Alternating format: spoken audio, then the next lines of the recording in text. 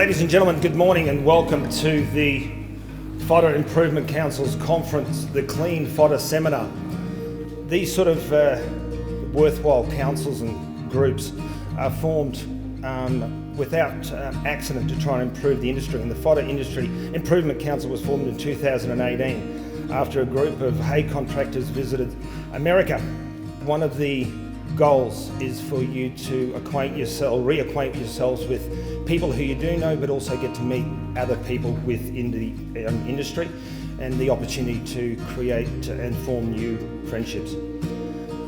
I know that you're all aware, but the fodder industry is so important to Australia and the livestock industry and the Australian economy, and this sort of a conference can help set the plans and goals for the future.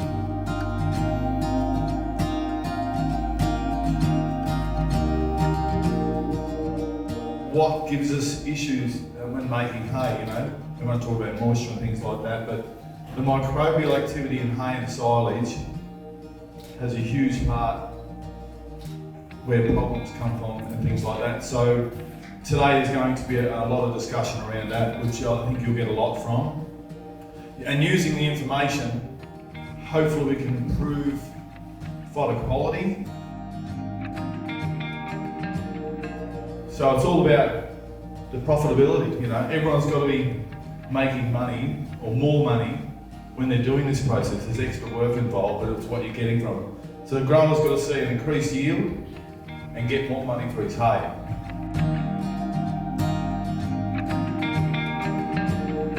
I first came to Australia to work in 2007.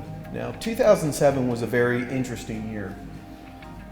I came in, I think it was July of 2007, and the biggest thing that had been going on in the hay industry in Australia was hay fires. And this perfectly cured hay that had been on the ground for 6 weeks and baled dry, got a bit of moisture in it, and then off they went. And it was happening everywhere. How do you stop the yeast growing in the bud? Perfectly cured hay, no moisture, it won't grow in the bale.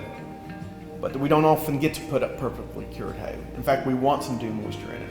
If we can start with a very low amount, we're just not worried about it.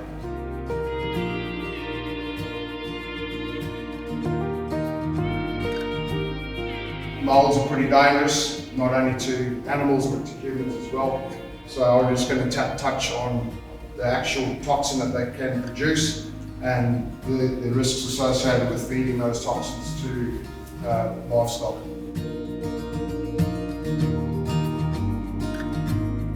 This here is not just a bit of steel, it's a gutter system, and again, gutters in isolation can seem pretty boring.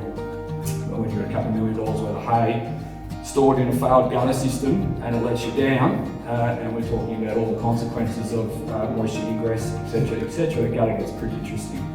When you then drive your tractor down, you're leaving 2 wheel tracks on that thing. So essentially by compressing that hay into the ground, it's not drying as fast as it remain. I wanted to touch base on one of the biggest focuses in our business, which is relationships and business ethics. And how do they value their hay? Is it not going to cause a shed fire? Is it not coming in with spoilage organisms?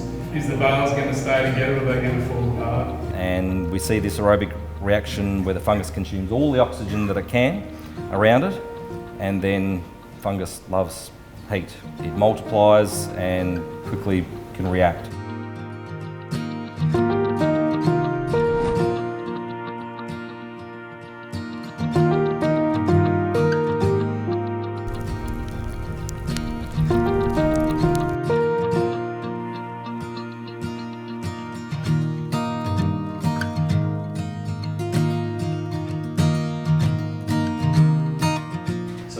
Thanks, Simon. Viv?